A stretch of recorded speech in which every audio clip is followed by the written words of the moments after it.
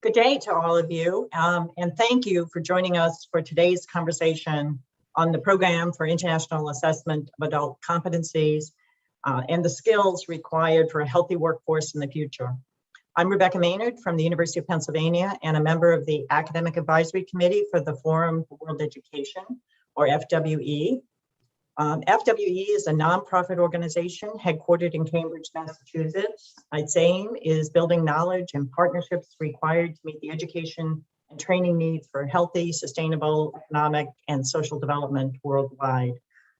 I'm delighted today to introduce to you our moderator for our panel, Dr. Irwin Kirsch, who is the director of the Center for Global Assessment and Educational Testing at Educational Testing Service, headquartered in Princeton, New Jersey.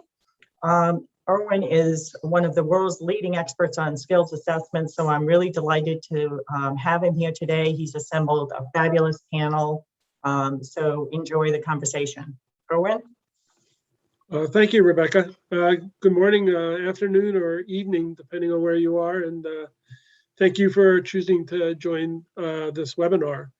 As Rebecca said, my name is Irwin Kirsch, and our focus today is going to be on PIAAC and what it can tell us about the importance of skills.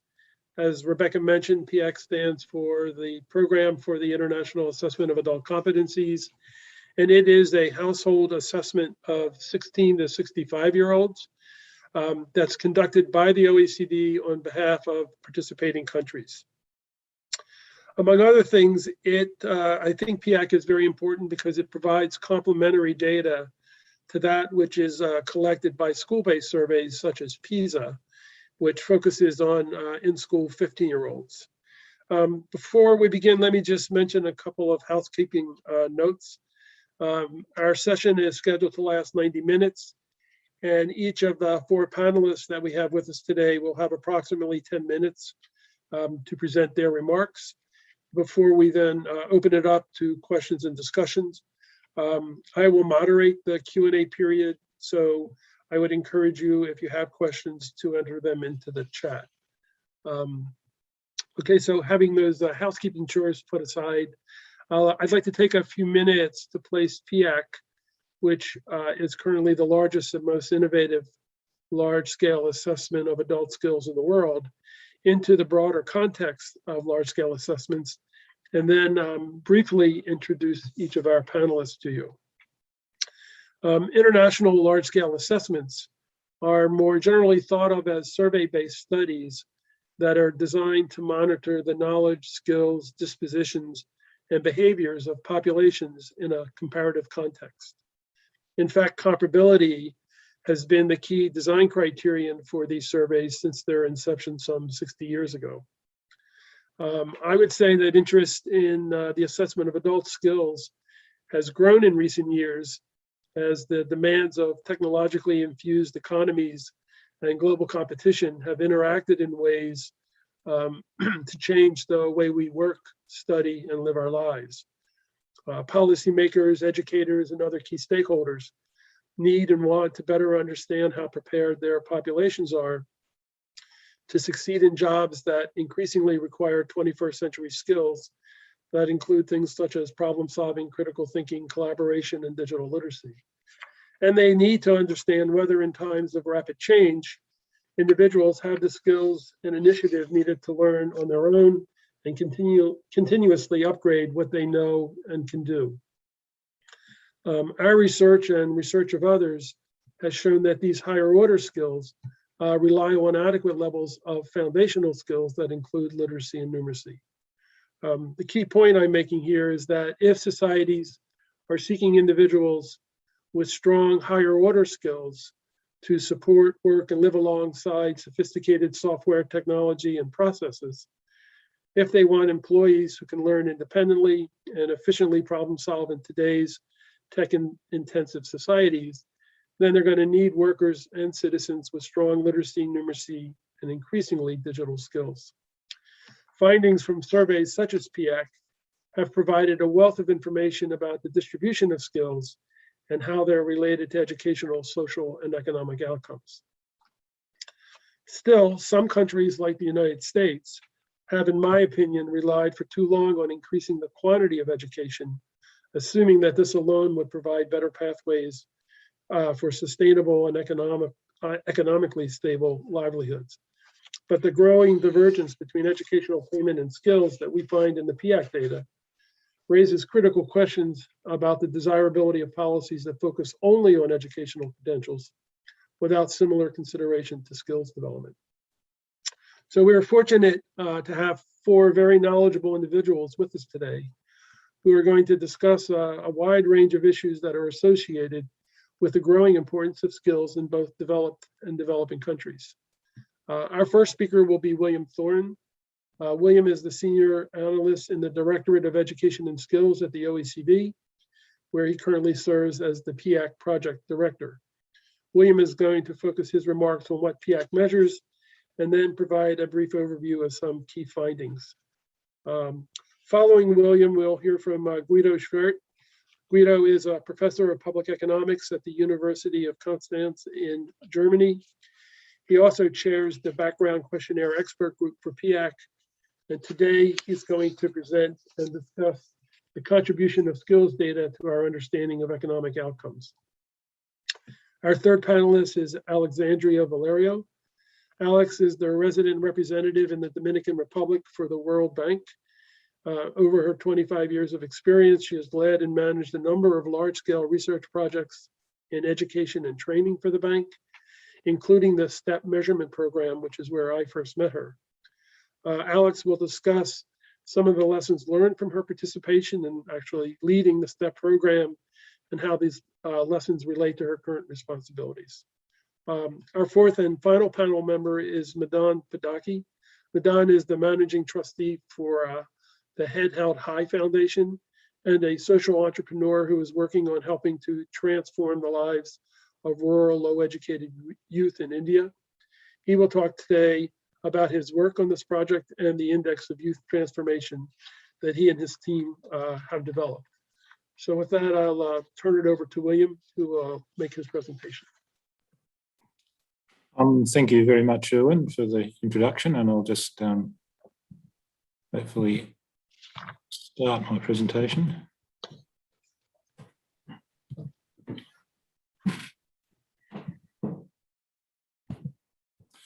Yeah, thank you very much, Irwin, and also thank you to the organisers of this this session for the opportunity to talk about PIAAC to you. I think Irwin has given a very good description of the context in which studies such as PIAAC take place.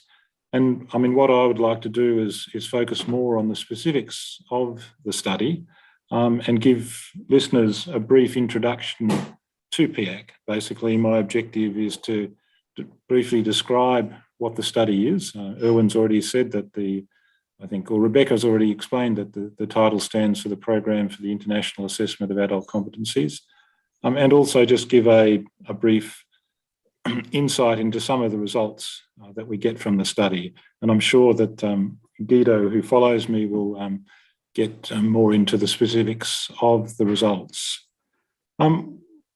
What is PIAAC? Just to give you some of the basics, as I said, PIAAC stands for the Program for the International Assessment of Adult Competencies.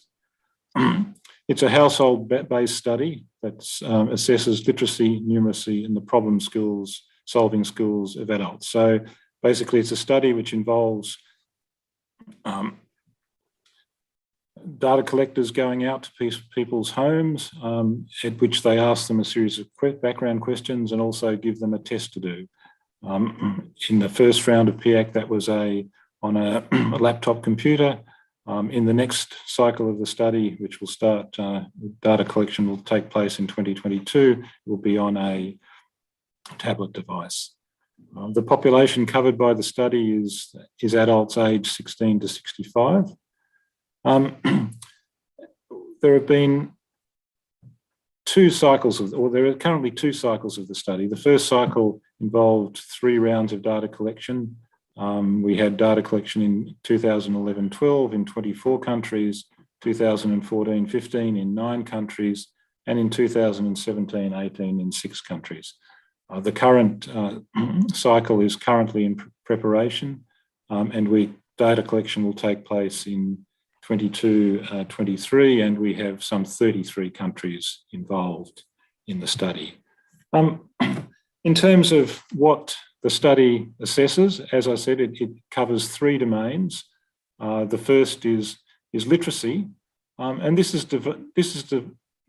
defined as accessing, using, and this is actually with text-based information. Numeracy is defined as the accessing and using and critically reasoning with mathematical content, information, and ideas.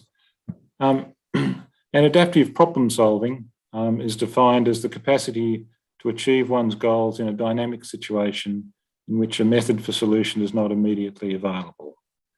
It requires engaging in cognitive and metacognitive processes to find a problem, search for information, and imply a solution in a variety of environments and contexts.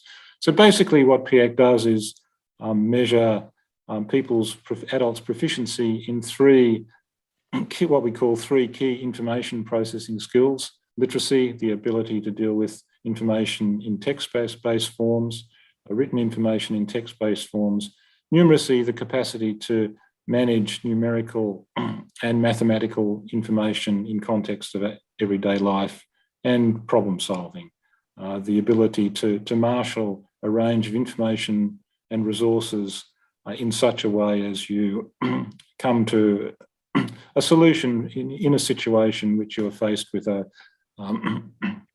finding a way of doing something that's not immediately obvious.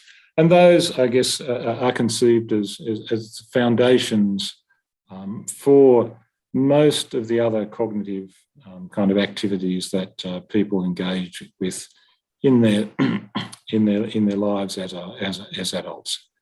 In addition to actually testing individuals in these 3 skills, we get a range of information about them, about their background, about their education and training, about the kind of work they do.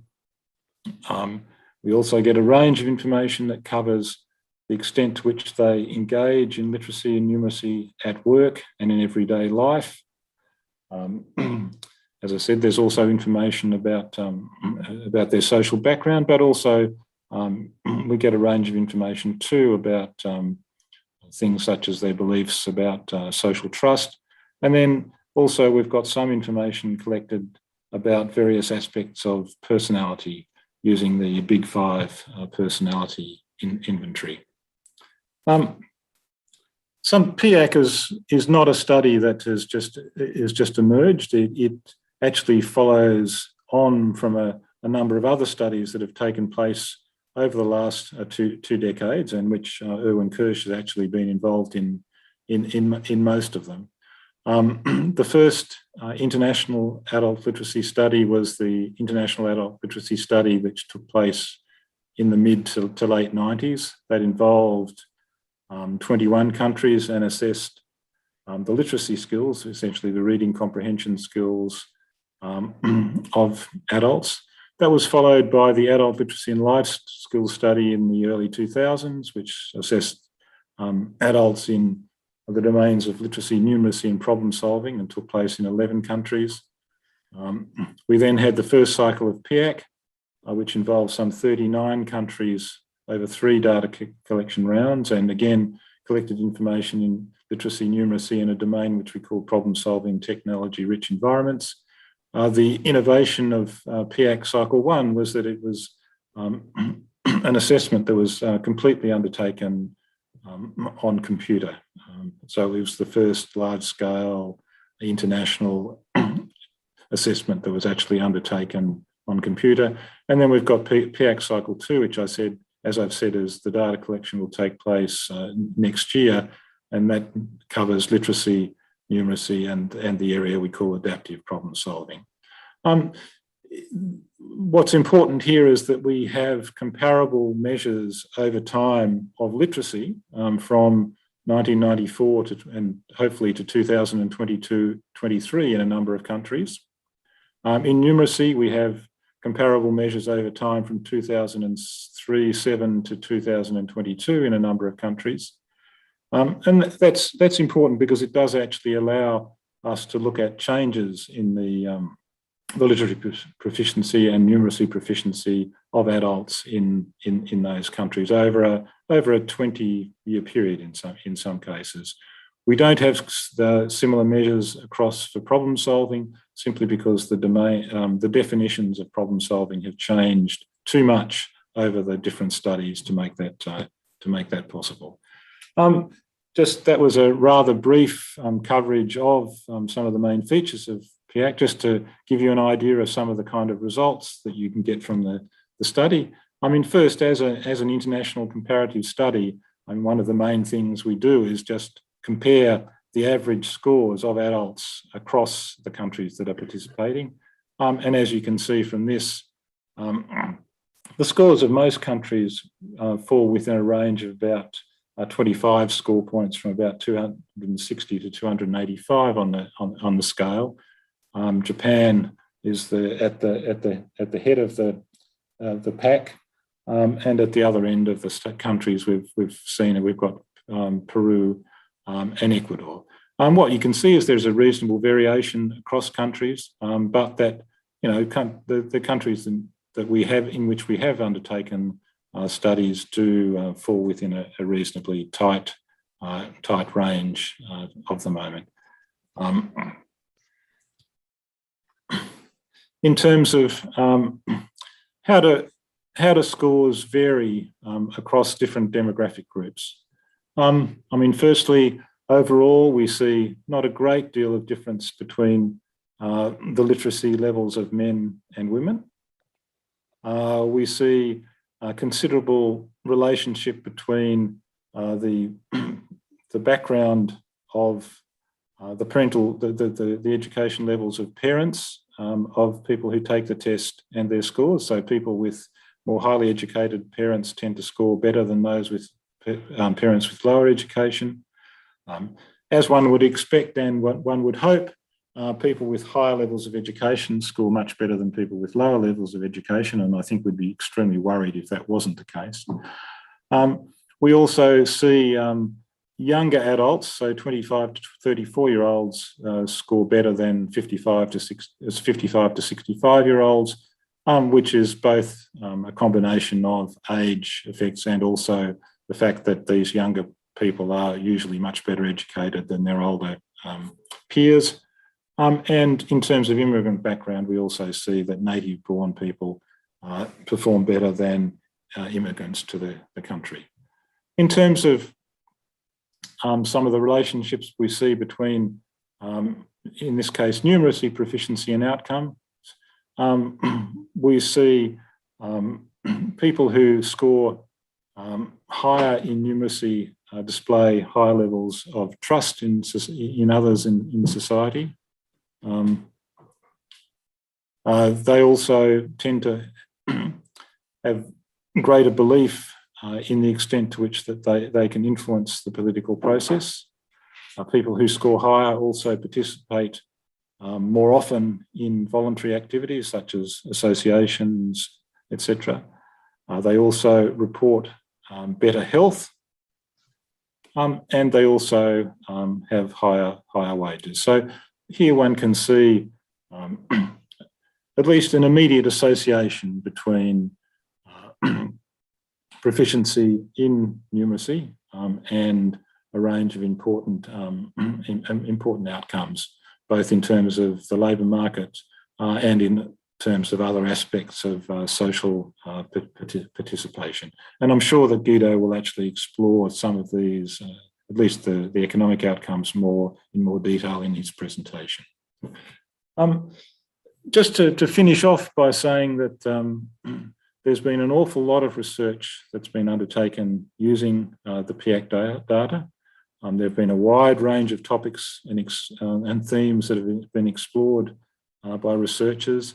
These include topics such as labour market participation and outcomes, what we call skill match, mismatch, the extent to which workers have the skills which they are actually required to use in their jobs. how skills are developed over the life cycle, inequality, for example, questions such as how much of wage inequality, differences in wages can be explained by differences in the measured skills of individuals, transitions through education into work, aspects of schooling, aspects of lifelong learning, health outcomes, immigration, adult learning, and also a range of methodological questions relating both to survey practices, but also the measurement of these kind of skills have also been explored using the PIAAC data. In terms of where people should start to get the information about the study and also the outcomes, you should go to the OECD website. There you can find all the reports and publications that has been undertaken by the OECD, which manages this study, as Irwin mentioned, on behalf of the countries that participate in it. You can also get access to the data there. And in terms of other research, there's an extremely good bibliography that is prepared each year on PIAAC by the University of Mannheim, the Leibniz Center at the University of Mannheim, which provides the abstracts of a number of, or most of the research publications that have been developed on PIAAC over the period 2008 to 2020. So for those of you who are interested, I'd advise you to go to these sources to get more information about the study. So as I said, that was just a brief overview of PIAAC and some of the things you can get out of it. A bit of a taster, I hope. There's much more information there. And now I think it's time for me to turn over to the next presenter, who will give you further insight into some of the things one can get from the study. Thanks, William, and I'll turn it over to Guido.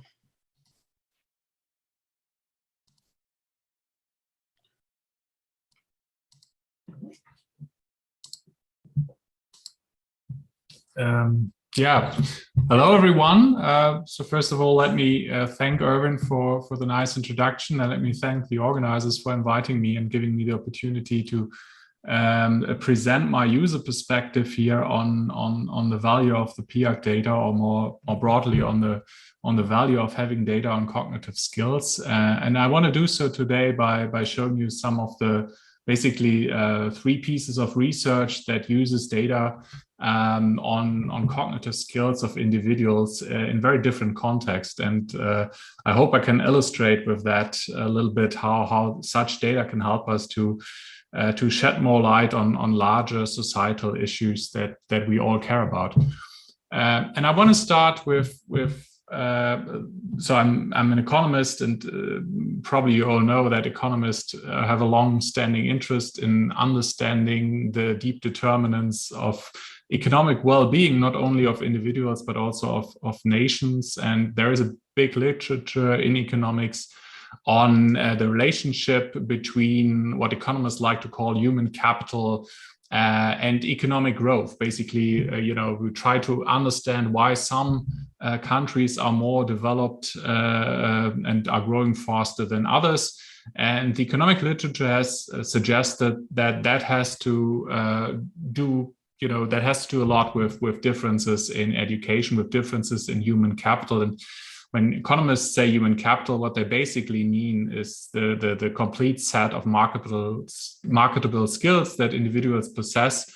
And while this is very, very clear and it's also very intuitive, the really big and deeper question in this whole literature and this whole research is how do we measure this at an aggregate level? This is very, very difficult. Some researchers, and this is the sort of the figure that you see here, that's a figure from research by Rick Hanushek and Ludger Wörsmann. They actually proposed to measure what they don't call it human capital, they call it the knowledge capital of a nation. and they wanted to explore to what extent growth can be explained by a measure, a proxy of this knowledge capital of a nation. And that proxy that they're using, that's actually a test score based measure. So in fact, they are not using the PIAAC data here, they're using test score data based on a large set of large scale assessments for students. They're not using the PIAAC data. They're not using data on adult skills, just because, you know, when they conducted this study, basically the PIAAC data wasn't available, but surely having more and more data on cognitive skills of the adult population will also help us in this direction a little bit further. And what you see here basically is that even if you look at this very crude measure of the knowledge capital of a nation based on what students know assessed in these large scale assessments, you do see a very, very strikingly steep and strikingly strong relationship between their test score based measure and the long run economic growth for all these countries that you see here. This is an added variable plot. You see here different in the scatter plot. Basically, you see a lot of different countries. And you see that economic growth, annual growth, which is on the vertical scale, that's strongly correlated with their test score measure. So why am I showing you this? What's the deeper point here? As I said, this literature has been plagued really by measurement errors issues. Now, it's sort of well accepted that growth has something to do with how much we know. We all expect to be better off as an economy in the future because we expect to know more. But the crucial question is really how to measure that. And basically, before the work of Rick Henushek and the various co-authors, people have tried to proxy this knowledge capital of nations based on quantity-based measures, such as school attainment. William has also mentioned that a little bit. And there is a crucial difference between trying to measure knowledge by just looking at quantity-based measures, basically just summing up years that people have spent in education, or by trying to really assess what they know. And what you see here at the left is also from the work of Rick and Ludger, is that is what you would see if you would plot growth against average years of schooling in these different countries, right? You would just look at how many years do people in this country, do they typically spend in full-time education? And you see also a positive relationship, right? Which, however, is not unexpected, given that you would expect that a country where people that has larger school attainment, we have more people going, for example, attending tertiary education, you would also probably expect to have a higher higher average cognitive skills, right? But then the crucial question is, can are these two measures of knowledge of a nation, do they sort of somehow measure different things? And what they do in this paper, and I think that's really the interesting point here, is they also show how the relationship of school attainment with growth would look like once you condition on their cognitive skill measure. So what you see here is basically the relationship between growth and years of schooling without controlling for cognitive skills. But what they can also do in their analysis, given that they have this nice aggregate measure of cognitive skills, they can do kind of a horse race, trying to see what would be the relationship between spending a year more in education and economic growth of a country, conditional on having the same level of cognitive skills, right? And that's what you see here. And basically the answer is there is no relation left. And Henushek and Versman interpret it in the way that they're saying that that is suggesting that merely attending a school has no impact on aggregate growth above and beyond the impact that it has on the development of cognitive skills. And if researchers and politicians spend, or focus too much on analysis that try to understand the differences in development, the differences in growth based on quantity-based measures, of knowledge, such as years of schooling, they say simply may miss out an important part of the story, because implicitly these analyses assume that a year of schooling would add sort of the same amount to the development of cognitive skills in all the countries, which is probably very unlikely, given that we know there are a couple of differences in, for example, school quality. And I think that is one area where cognitive skills, or having cognitive skill measures, even at individual levels, would help, helps us a lot as a researcher. And obviously, these measures, in particular the PIAAC measures, they also help us a lot in terms of trying to understand inequality in incomes. William has mentioned that already. In one of our studies, we looked at the labor market returns to PIAAC skills.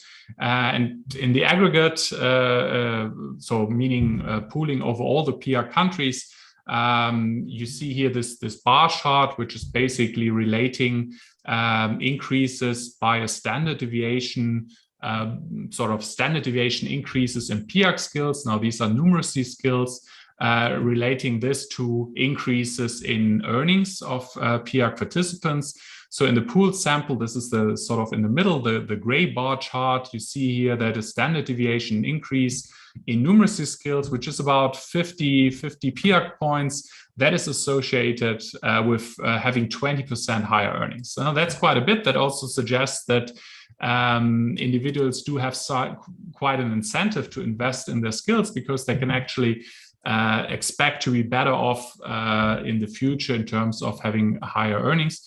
But I think the more interesting takeaway, even from this picture here, is that sort of these returns, these labor market returns to cognitive skills, they vary quite a bit across the participating countries, right? There's quite a big amount of heterogeneity in the returns here, from increases of close to 50% to only increases of 10% in earnings. And that also suggests that in different countries, there are sort of different levels or different incentives of individuals to sort of start investing in skills, which also may give us may shed some light on trying to understand differences in growth. For example, in this study, we also relate the returns to skill as estimated using the PIAAC data to growth rates, right? So what you see here, the vertical axis, these are basically the height of the bar charts, which you've seen before. So these are the associations between increases in numeracy skills and labor market returns. And then on the horizontal axis, you have average growth in GDP over the two decades, basically just before the PIAAC assessment. And what you see here is that the returns to skills are systematically larger in countries that have grown faster in the recent past, which is very consistent with the idea that skills are particularly important in economies. And they're particularly important for adaptations to new technologies, for adaptations to dynamic economic changes, right? So I think to sum up this part here, measuring cognitive skills and understanding the production of these skills, especially at the adult level, is important for obtaining a better understanding of issues like economic development, but also in terms of inequality and understanding different incentives to invest in education.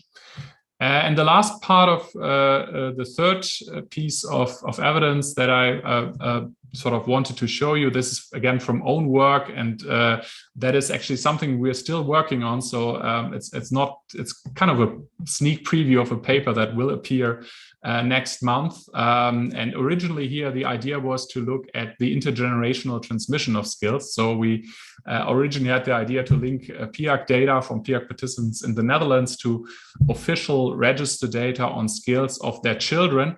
And while doing so, we realized that there is other cognitive skill data actually available in the Netherlands from different surveys that were conducted in the 1970s and 1980s already, that allowed us to link parental skills obtained at the end of primary education, so basically at the age of 12, and to link these subject-specific skills to the very same sort of test results on the same test for their children, so 20 to 40 years later.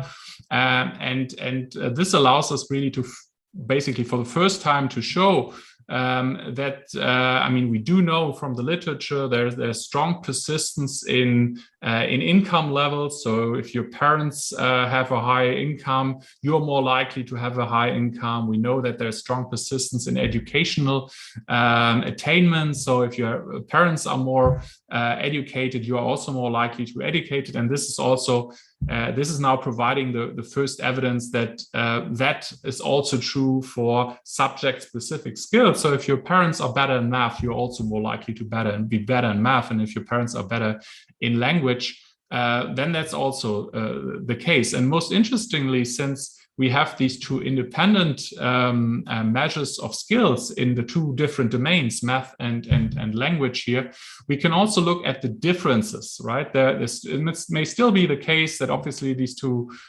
dimensions are very, very highly correlated, but you may still have some parents who are good in math, but they're even better in language. And so we wanted to understand how that relates to differences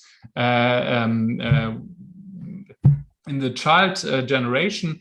And so we can actually look at the math minus language differences of children and relate that to the math minus language difference of their parents. So, and what this graph is showing you, that there is also a very strong correlation, suggesting that what gets transmitted over generations is not only the absolute level of a unidimensional skill measure, but it's also subject specific in the sense that relative advantages in the acquisition of skills also get to some extent transmitted across generations. So if your parents were relatively better in math, then that suggests that you're also more likely to be better in math. And in the paper, we can actually also link that to then occupational choices, showing that if parents were better in math, then their children are more likely to go into STEM occupations.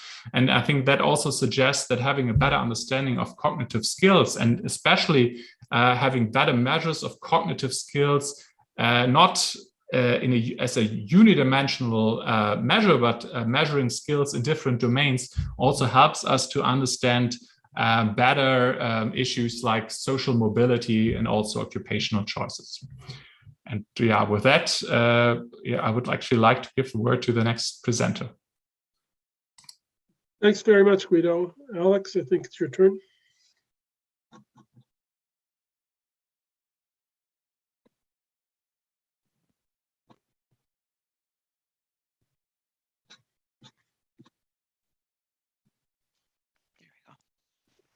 Thank you, Guido. That was a very interesting and really exciting sneak preview of the new research.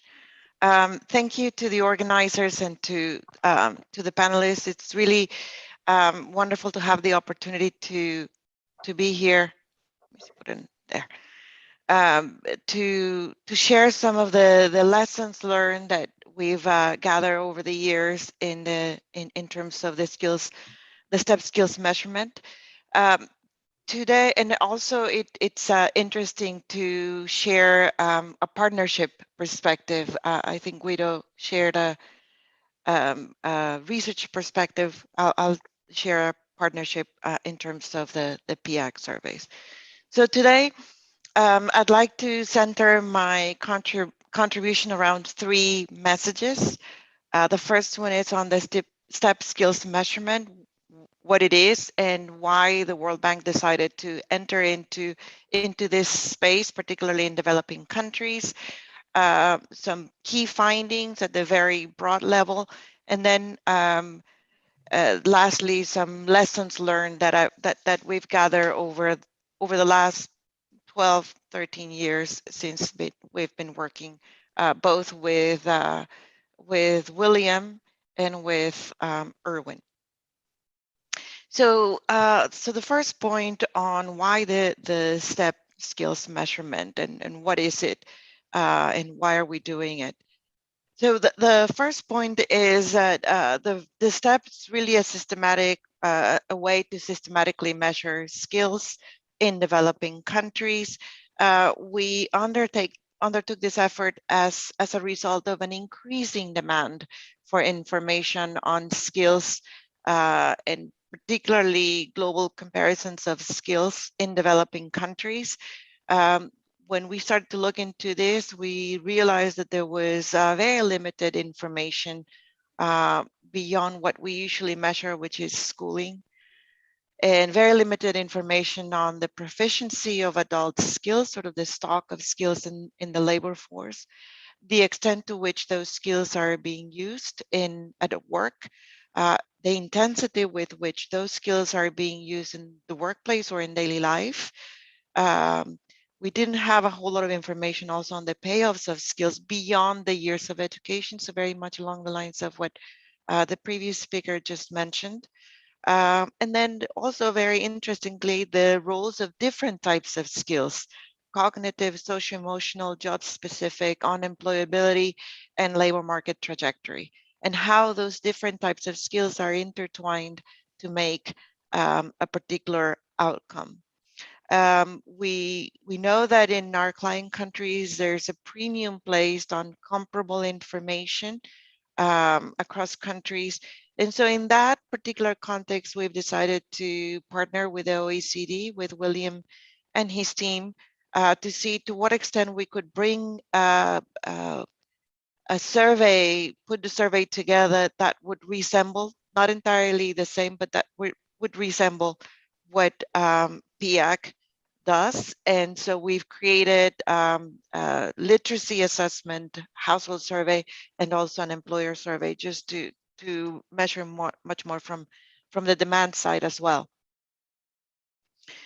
So the STEP surveys have allowed us to unpack what is usually mentioned as sort of the mismatch in the labor market that we hear about all the time. There's a mismatch, and the employers are not finding what they're looking for, and individuals are either not skilling themselves up to what is required in the labor market, or they're not finding the opportunity. So this is a very simple framework to organize our thinking around skills in sort of three buckets: looking at workforce gaps, to look at whether the issues that are found in the country relate to the quantity of general education, or the quality of general education, or the supply of different types of fields of studies. For this particular bucket, the STEP skills measurement and also the PIAAC data are quite helpful to really shine light on where countries stand on those issues. We also look very much at job shortages in this framework, much more so from a demand side perspective. And for this, we have employer surveys, same thing for issues related to information asymmetries and sociocultural biases. And in this particular way, we're able to look at supply and demand issues using different tools. Obviously, all of these issues are within an ecosystem that has a number of things that sometimes are helpful or harmful towards the labor markets in a particular country. So what have we found? We found a number of things in the last 12 years that we've embarked on this. I'm not going to go very specifically on all of the key findings, as those are in many reports and working papers and research papers. But I should mention that just having the granular skills data has allowed us to support policy decisions in developing countries in ways that it was not possible before to do. And this information has helped to tailor solutions based on actual skills profiles and not just schooling. So schooling is important, but this has allowed us to look at much beyond that. Schooling is a very helpful proxy for skills, but not an entirely precise one, as we've seen from Guido. There's a lot that is left in terms of the variation that remains unexplained, and so skills allow us to close that variation gap somewhat. What we see also that there's despite a substantial increase in schooling and enrollment and attainment, there's been a narrow and uneven improvement in skills around the world. This is on average. There's still too many young people exiting school early and without robust literacy skills. On average, only 35% of entrants into primary education actually complete upper secondary education. And in some regions, such as in sub-Saharan Africa, it's fewer than 25%. This is on a cohort analysis. So there are a lot of young people coming out of education systems without robust literacy skills. And this early skills gap become long-lasting skills gap that have adverse implications throughout life. And unless these deficits are remediated, low literacy, it's not really a transitional phase, but it becomes a destination for a lot of young people.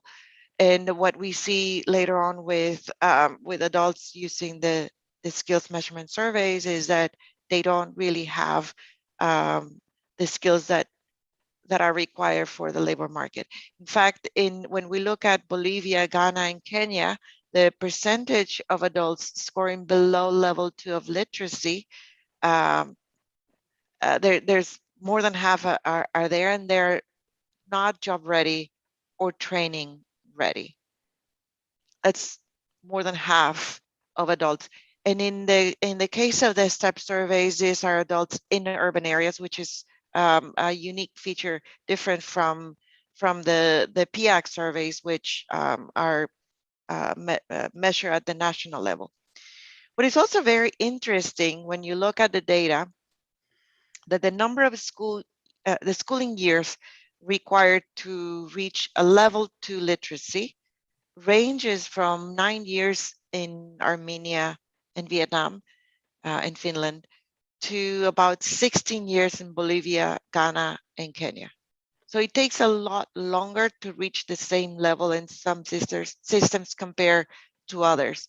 And that's a huge cost to the state and also to the individuals, as many will not reach the full 16 years of schooling.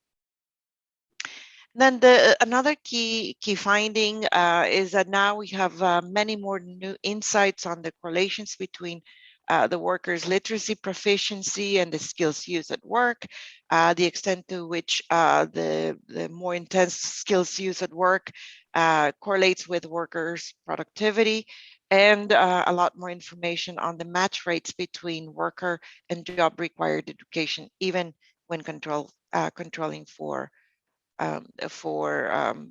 skills.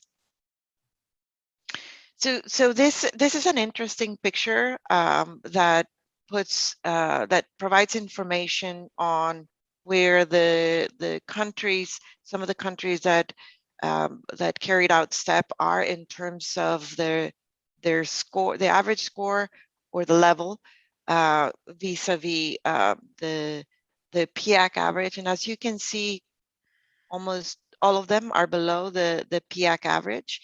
And what we also see is that those with more education tend to score higher, but we also see that in some countries, really the bulk of the population, which has completed primary or less, it's scoring at the very low levels of the distribution. I should mention that while STEP and PIAAC are on the same scale, they're not entirely and 100% comparable, but comparable enough to be able to be meaningful in terms of the levels of literacy against which the measurement is being assessed. all of this to say that there's a lot of work that we still have to do in terms of working with different adults, profiles of adults in the labor force to ensure that they're training ready and job ready in the future. So what have we learned after this 12, 13 years of working with STEP and in partnership with the OECD? There's a number of things, but let me just share a few. The first one is that the STEP surveys shine a light on the size and the magnitude of the skills deficits, but they provide really a piece of the puzzle, not the entire puzzle. Additional analysis on institutional policies, training provision, and job growth and innovation ecosystems are really required to be able to see the entire picture. STEP provides information sort of at the population level, which is fine, but that really needs to be paired with additional information to really be able to have solutions that are more tailored to the needs of different types of adults, as I've mentioned. The other thing that is really important is that having a shared definition of literacy and that comparative measurement approach, it's really helpful in policy discussions with policymakers, and it has the ability to be much more meaningful in terms of informing development policy strategy and investment choices. This might seem trivial, but we didn't have a very cohesive and complete a definition of literacy. The definition tended to be very binary. Either you can read a sentence or not. And having this broader definition of what it means to be literate in this job market and as we move into the future is really important. And it's much more than this binary definition. It's really the ability of identify information, evaluate information, make inferences with that information using different types of text and complexity of texts. The third finding that we've had is that measuring adult skills is really complex, and it requires funding, time, patience, and a lot of expertise. We were quite grateful to have had the learning opportunity to work with William and his team and with Irwin and his team. There's a lot of intricacies that need to be taken into account as one collects the data to really be able to then have comparable data at the end of the day. For the most part, we were quite compliant with all of it. There was one time when things fell apart in the country, and actually we were not able to use those data. Things happen. And but having a third party that looks very carefully at the data collection is really, really important. The other finding is that training, and more training is required to safeguard quality and overall survey integrity. The way in which the data are collected for these types of surveys is very different from the way in which household survey data is traditionally collected in many countries. So there's a lot of relearning that needs to take place in order to be able to fit the standards and be able to collect the data that can be meaningful at the end of the day. The other finding that we've had, and it's still up for debate, is that measuring social-emotional skills really remains an unconquered frontier, particularly using household surveys. It's very difficult. We've tried a number of things. We've been successful with some, less so with others, and we continue to make improvements. We've used primarily the big five, but having a survey that is quite comprehensive gives only so much real estate space to be able to actually have too many items on the big five. So there are some restrictions there that make it even more challenging to have these kinds of items in the surveys in a meaningful way. And then the last finding is that it's very important to make all the data files and supporting materials available online. It really stimulates independent research. We've done quite a lot of research, but country uptake on doing research remains relatively low. So we really need to think about ways to stimulate country level research, to use the data, to learn from the data, to look at all of the kinds of topics that can, and research questions that can be answered with the data. So there's a lot more work that we have to do in that respect, but we learning about how all of this and how to move forward has really helped us to migrate into a new level of measurement tools at the World Bank. So I think with that, we will share the presentation, but all of the data, files, materials, reports, papers are available online. Thank you. Over to you, Irwin. Okay, thanks very much, Alex. Our last panelist is Madan. So if you can come on and set up your screen, that would be great. And then we'll have a question and discussion period. Thank you, Irwin, and thanks for inviting me to be here. Let me try and share my screen. I think this screen sharing has to stop. So Alexandria, if you Oh, can yes. just... Thank you. I'll just get my presentation up. I hope this is visible. Okay. Yeah. Terrific. So thanks for inviting me to share our learnings. It's fascinating to listen to the insights and the macroeconomic indicators and the whole research. It's got a lot of light bulbs going on in my head. I want to take a grounds up view from the trenches on our experiences at Head and High. 2 decades ago, I co-founded India's first skills assessment entity called Merittrack, which went on to become one of India's largest testing and assessment companies. So I've got our inside view of talent in the country. We've assessed over about 50 million people over the last 21 years. Merittrack continues as a thriving assessment company in India. I've moved on. We got acquired by one of India's largest education groups. And I moved on to kind of figure out how do you really unleash the potential of youth, because I had seen enough of data about youth being employable, not being employable.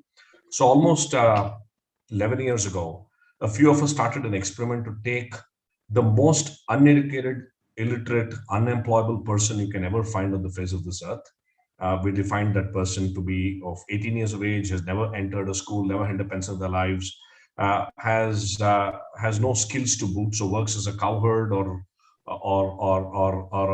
a cotton picker, as an example, as a daily wage laborer.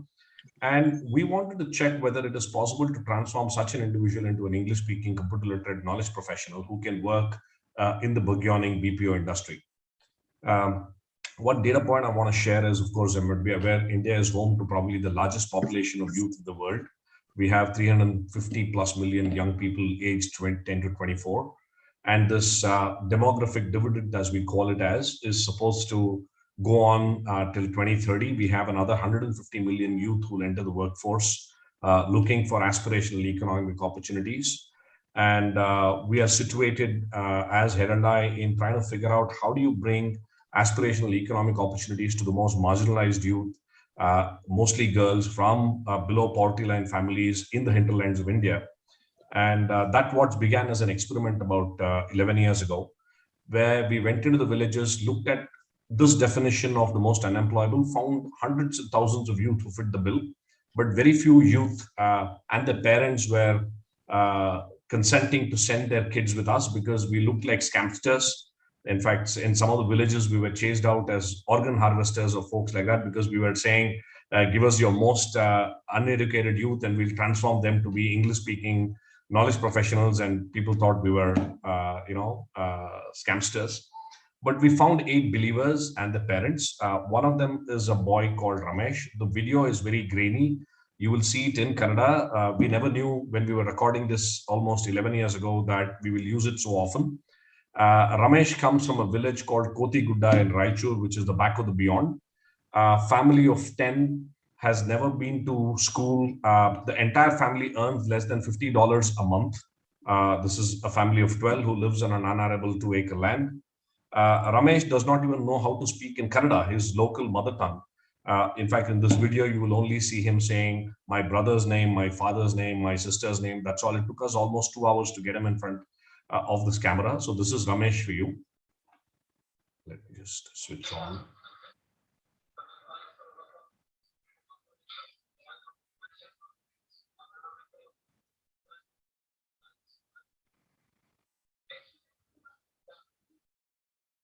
So yeah, you get the picture.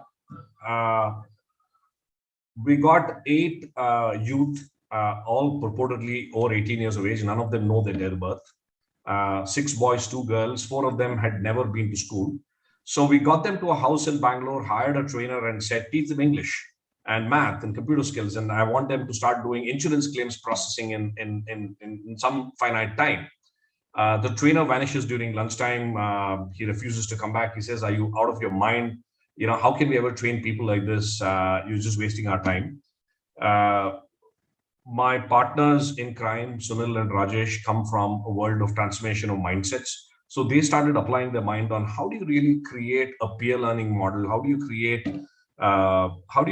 that belief that change is possible? Slowly but surely, we started piecing together a curriculum, and several of our volunteers started living with these kids in a large house. And I was traveling extensively during that period. And when I came back to Bangalore a few months later, what I saw changed my life, because I'll play the next video, which is the same Ramesh that you will see after 7 months.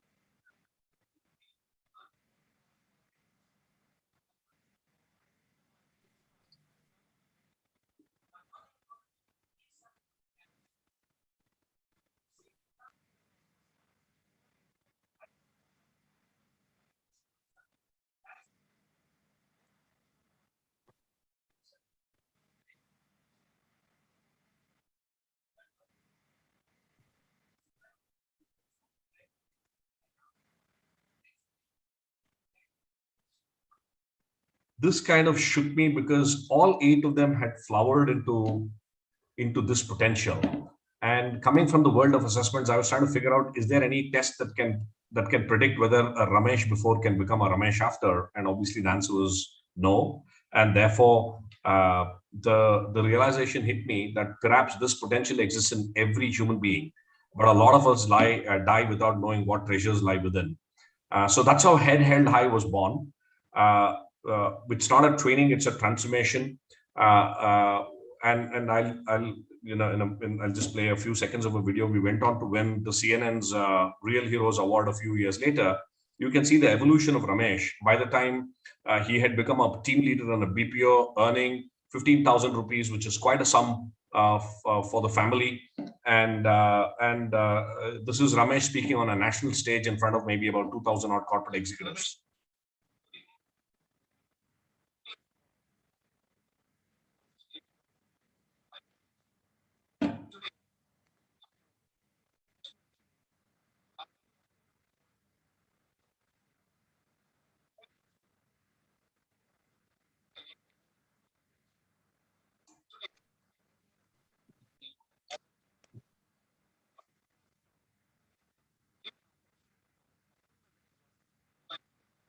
So Ramesh is now living his dream. He said, I don't want to work for myself and not do anything for my villagers. So he's gone back a few years ago to his village. He's probably North Karnataka's most sought after motivational speaker today. He addresses school students, youth clubs across the state saying, hey, if I can be like that, imagine what you guys can be. That's been the genesis of Head and High. We've touched over about 10,000 youth over the last 10 years with this intense transformation journey. And in every case, we've seen a Ramesh emerge. If you take a Ramesh on a scale of 1 to 10, from 0 to 10, we've seen people meeting a minimum of 7 on the scale. We've had phenomenal stories that we've learned. This 4th standard cowherd was grazing buffaloes almost 10 years ago. Now he's the chief operating officer of a 150-bedded hospital in his own hometown, earning almost like 8x his initial income that he was earning as a daily wage laborer, and of course as a change maker that he's emerged. We worked with a few academic institutions, including London Business School, to study the journeys of our youth over the last 10 years. We put 28 alumni from 2010, traced their life all the way through till now, till 2020, and realized that they had gone through in 4 phases. Phase 1 is when they started to equip themselves with foundational literacy, digital literacy, life skills, and the whole social emotional learning part. And they started to believe that, yes, I can stand on my own 2 feet. Remember also that most of our youth come from the lower caste of the society, where they're always looked down upon, in the sense that opportunities are much lesser to come. The second phase, a couple of years later, was when they started to take care of their family and start looking at, yes, now it's not just me, but I can take care of my parents. Phase 3 in year 4 and 5 was really about asset creation, buying a 2-wheeler, a television, a home, etc., etc. But fascinating that we saw that after they reached that level, almost everyone started working for their community. They said, listen, I want to do something which benefits my village folks to come up the same curve. And we saw a change maker emerging in each and every one of them. So that led us to believe that, listen, what can we do to accelerate this journey? How can we equip them with skills, not just during the 7 months, but through the course of the whole transformation project? And we created an index to kind of measure it. We call it the Head and High Index of Youth Transformation, basically taking the dimensions of the societal, their own social dimensions. How do they view their own social inequality, status, independence? Do their mindsets change? The personal dimension, of course, we were very fortunate to work with the Penn GSE in the early days of understanding this whole aspect of grit and their own belief in the future, their own motivation drives, and of course, the hard skills of career planning in terms of what are their aspirations, what kind of hard skills did they acquire, did they learn how to manage money? We've now applied this framework. We call this as the Head and High Index of Youth Transformation on about 700 odd alumni over the last 3 years. And we're seeing a significant shift in their own behaviors and mindsets. That has led us to believe that from a theory of change, if we pick school dropouts, below poverty line families, marginalized communities, rural, mostly girls, we almost see them as a rocket that is to be fired. So at Head and High, we are now trying to create a scaffolding that secures the family and enables them to support the youth. So linking them to various social security systems. The Youth Transformation Program, we call it as Make India Capable. This is the 6-month, 1,000-hour program that talks of entrepreneurial mindsets, social change-making skills, career planning, of course, math, English, computer literacy, etc. We then enable them to become largely entrepreneurs. 50% of our batch are setting up smaller businesses, and we're supporting them to get onto these pathways. And lastly, the last stage is when you start looking at family prosperity. How do you create mentoring? How do you create expanding career opportunities where they can start taking care of the families? And eventually, can you enable a change maker to emerge? And all the while, can you embed this scaffolding deep within the community so that the community starts recognizing these youth as change makers, and we build a collaborative ecosystem that will enable every youth to live life to their fullest potential. It's been a journey the last 10 years, and we're wrapping around the index of youth transformation. The results are stunning. We've talked to our 600 alumni, whom we talked, 80% of them had said they had much improved digital literacy skills. Education aspirations had gone up. They were much confident of getting a job. Most of them wanted to get onto an entrepreneurial journey, 56% of them. And critically, especially among the girls, they were much more capable of taking their decisions for their life that impact their marriage, childbirth, etc. And they were able to make these decisions for themselves. So that's where we are. It's still a journey. We completed a decade. This is our last year's. We are present across India. We are in about 19 states. The dream is, can we create 1,000 clusters which will unleash this potential in youth, and can we create 1,000 youth each who can become exemplars in these locations across the country? And yeah, love to. We're still in a discovery phase, and I think with all of the inputs that I've received, I'd love to figure out how we can collaboratively build something that will work, not just in India, but for the world as well. Thank you. Thank you very much, Madan. I think we can now open it up to questions and discussion. And I have some, but I'd turn it over to the panelists to see if you have any questions of one another that you would like to raise. Okay. Rebecca, were there any that you saw in the chat that we want to bring up? I didn't see any of mine, but you're muted. I'm not seeing any in the chat, except to thank you. So I think we can move on to yours, and then people have questions, put them in the chat, and I will try to moderate that. Thank you. Okay. Well, thanks to each of you for, I think, very interesting and sort of wide-ranging points of view. One that come up to me a lot is I've been involved in doing these large-scale national and international surveys for a number of years, and there are always challenges that are raised both from a methodological point of view as well as from a political point of view. And one of the political challenges is always, well, should we be doing these kinds of assessments in both developed and developing countries? And one of the criticisms is always, well, these were really developed for developed countries, and how well do they map onto what the needs are in developing countries? And so I wanted to ask this question, I think, primarily to Alex and Madan, but anyone can address it.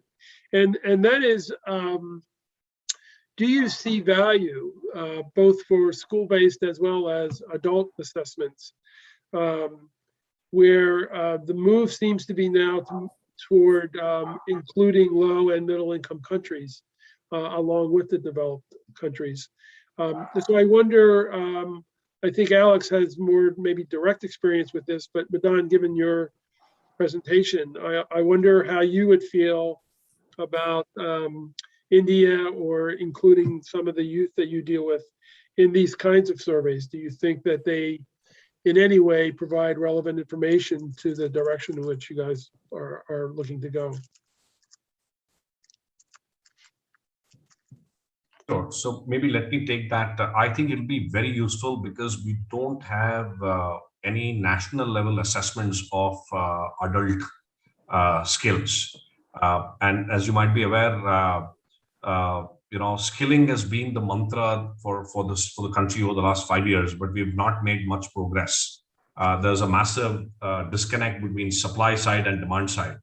In fact, I also work with UNICEF in India. We've launched a massive platform called Generation Unlimited globally. It's called Yuva in India.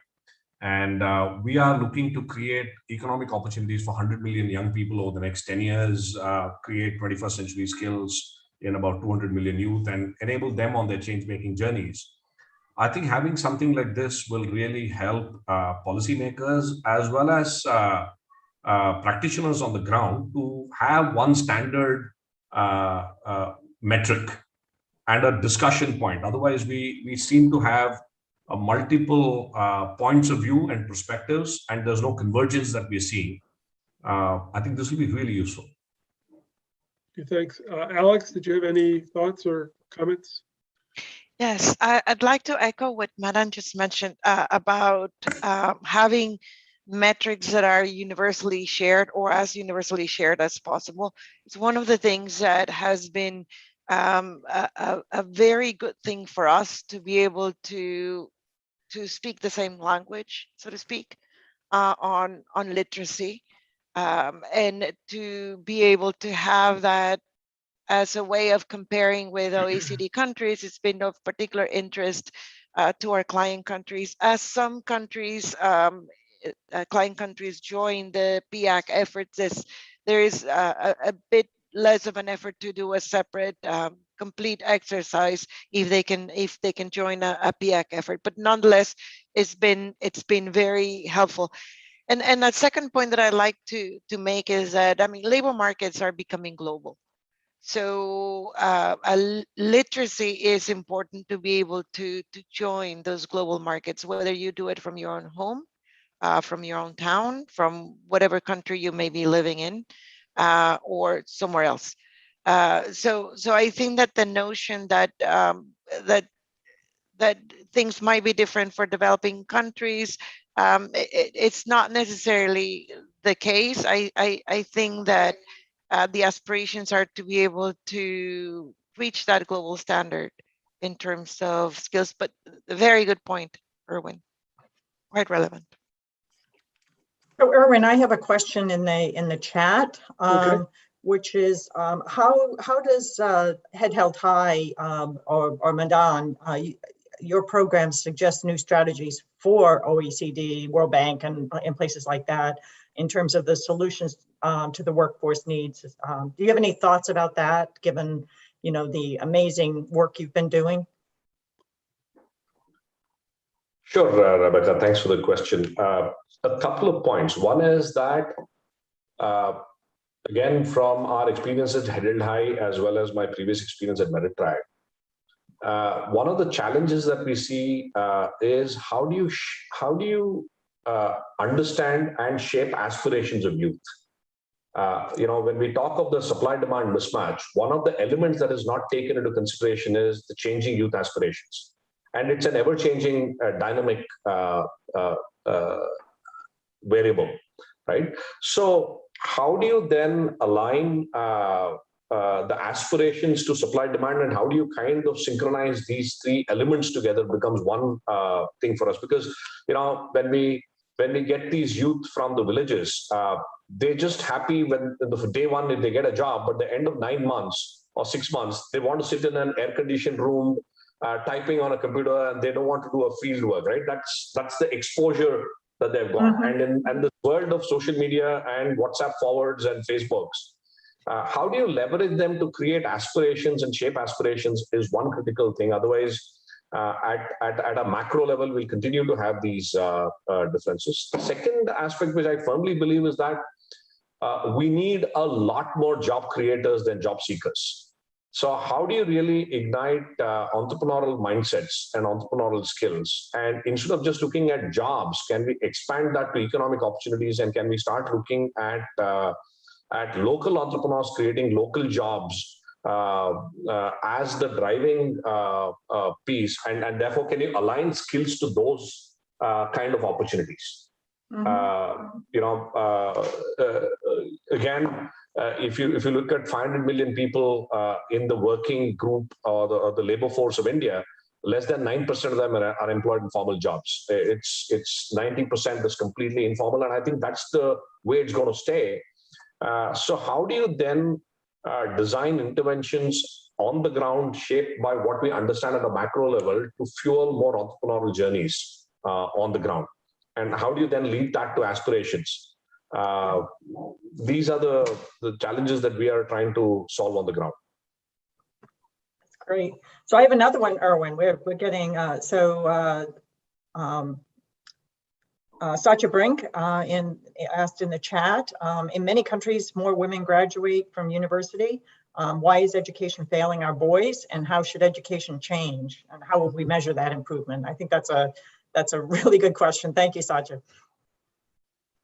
I don't know who wants to answer it.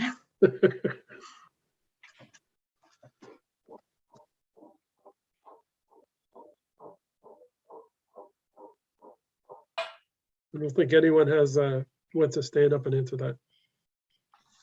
I'd be happy to say something if I may. That's really an excellent point, excellent question. Most recently, I was working in Europe and Central Asia, where some of those we see some of those numbers, particularly in terms of boys not doing as well. And it is important to really have a lens that allows us to see what are the challenges for boys and for young men completing their education and entering the labor market in ways that will be meaningful and productive for their jobs and their trajectories, which may be different from those for young women. And so we really do look at the issues with a full framework in mind, and bearing in mind that some of that there's no one size fits all, that we really need to be mindful to how the pendulum swings sometimes in one way or another. Thank I mean, you. perhaps just to add something, Irwin, I mean, it's while young women are more likely to go to university, young men still tend to earn more in the labour market than women. And I mean, so I think one has to balance what's going on in society. I mean, in terms of making judgments about what what situations are equitable or desirable. I mean, I think one has to take into account the balance of outcomes across education, the labour market, health, etc., to make those kind of judgments. And also, I don't think that the principle that everything should be 50-50 divided is necessarily an indication of equity. Equity either.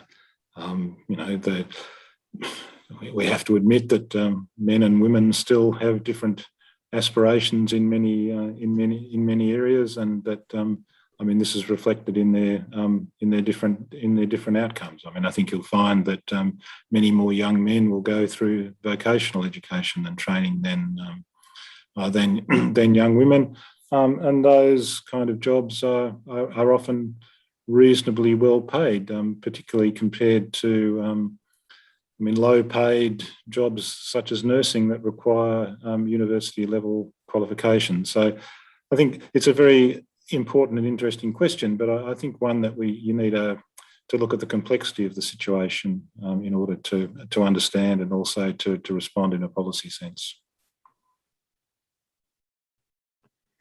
I saw another question just came up, Rebecca. Can you see it?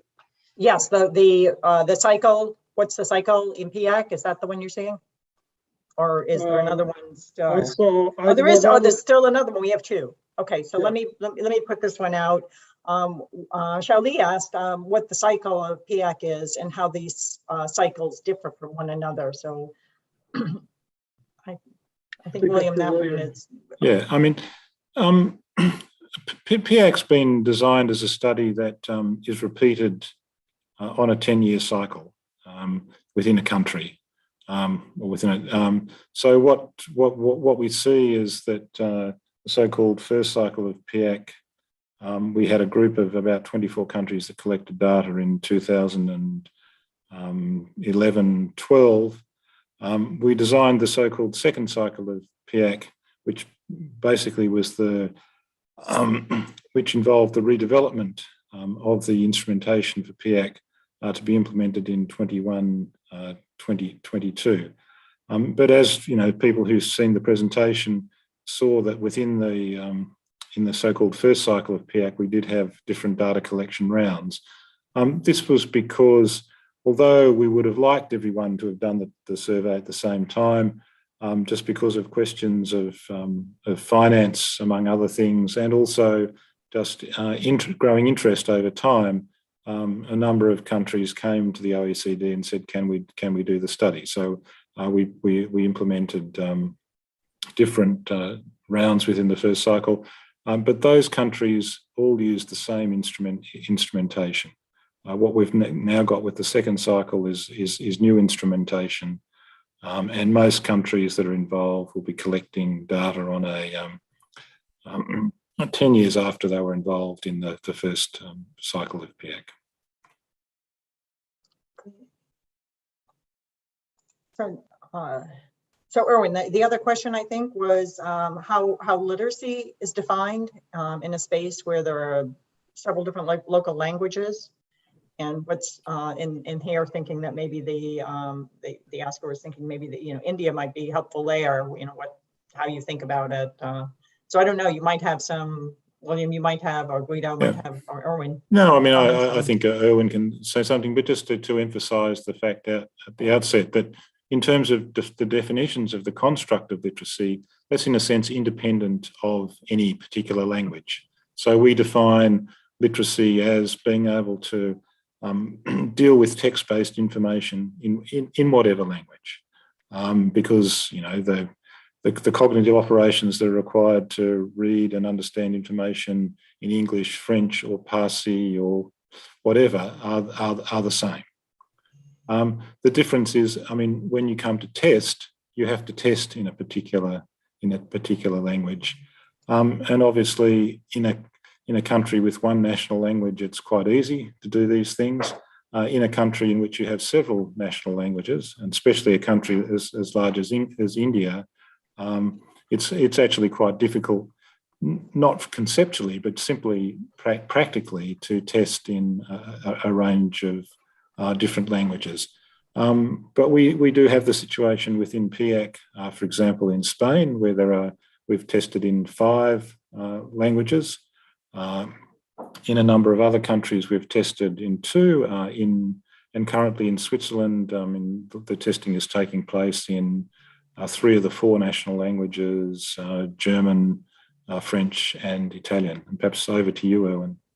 Yeah, I mean, I think that's exactly right. So it's not a definitional challenge, it's an operational challenge.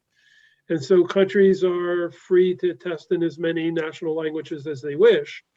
But sample size, in terms of the number of participants who have to be sampled and tested in that language, goes up if you want to be able to report separately in each of the languages. So as William said, it's not a conceptual issue, not a definitional issue. It's really more of an operational issue, and to some extent a political issue in terms of reporting.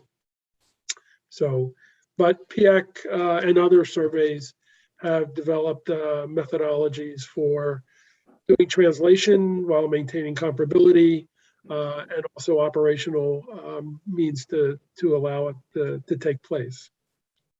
So obviously, the more languages, the more of a challenge it becomes from an operational point of view. Okay. Rebecca, if I could share just a couple of points on this issue. We faced this particular situation of many languages in the case of Ghana and Kenya. And while ideally the government would have wanted to test in all languages, because of the cost implications, it was decided to test in the language that was that was of priority for the formal labor market. And also because the schooling language, for the most part, is a national language. In both cases, turned out to be English. And so the test was in English. But bearing in mind, I think that their research question was, to what extent are our populations, adult populations, labor market populations, ready for formal sector jobs, which happen to be in those cases in English. Yeah, good point. So Irwin, back to you for any final. So it's 10:59. You said that there's a time limit. Do we have to be off by 11, or can we? That is our commitment to our guests to stick with us to try to be prompt. But if you've got last minute thoughts, put them out there. This has been a great conversation. Well, I was actually going to ask Guido a question. Given the last slides that you presented in terms of the intergenerational transfer of skills and other things, I wonder if you have any thoughts about interventions. In many countries like the United States, and I know about others, the focus is always on the K-12 system. But to the extent that there is an intergenerational transfer, particularly of opportunity and other things, in the US, we tend not to focus as much on adults as we do on kids. And I just wonder if you had any thoughts, given your research, about where we should be making investments and the kind of interventions we need to invest in. That's certainly a good question. I mean, if the question is a little bit, should we put more resources in in interventions that would focus at the adult population versus the younger population? In a way, you ideally would do both, right? So what we learned from this research, this is a very interesting aspect that I haven't mentioned yet, is that in addition to having the skills of the parents when they were at school, we also have the assessment of skills of all their classmates, right? And we run a model where basically we instrument the parental skill difference with the difference in the skills of their classmates. So the idea there is that the variation in parental skills could still come from something that is explained through informal learning, right? So long-run dynastic predispositions for math, or something like a math gene or something. So we wanted to explicitly isolate the variation in parental skill differences can be arguably attributed to the formal learning environment, right? And that our results survived that test. So even if we do this instrumental variable estimation, we do see the same strength of the intergenerational transmission, which in a way is good news, because that tells us that this part of the intergenerational transmission is malleable, right? It's malleable through improvements in education, in education quality, and that would also suggest that when you think about this type of cost-benefit analysis, so where should we address, where should we start? Then one lesson that we may learn from that is there are spillover effects in terms of the returns, right? That if you calculate the benefits of any intervention, the real benefits, if you have a more, forward-looking approach, might even be larger because of these spillover effects. Thanks very much. So I'll turn it back to you, Rebecca, for closing remarks you want. Well, this was a fabulous conversation. I want to thank all of you. Thank you, Irwin, Madan, Guido, William, Alex, for taking your time and having this conversation with us. For those of you who are watching, or your friends, you will be able to watch this on the Forum for World Education link, fweforum.org. So go there. We will also, Madan, we had some problems with the video on the sound on his videos. He has given us the link for that. We will post that also on the site. It's in the chat right now if you want to grab it. We will post the slides from this presentation as well as there were some really good websites and readings that the presenters were so kind to share with us. So we will be posting that as well. And you foreshadowed sort of the topic of the next webinar that we will be holding in late October, looking at the post-secondary occupational training and initiatives around the world. So we hope that you will be back with us for that webinar as well. So again, thank you to our panel. Please, feel free to follow us on Facebook, Twitter, and share your ideas with us. We're out there trying to make the world a better place, particularly in the education workforce space. So thank you. Thank you. Thanks. Thank you, everyone. Thank you.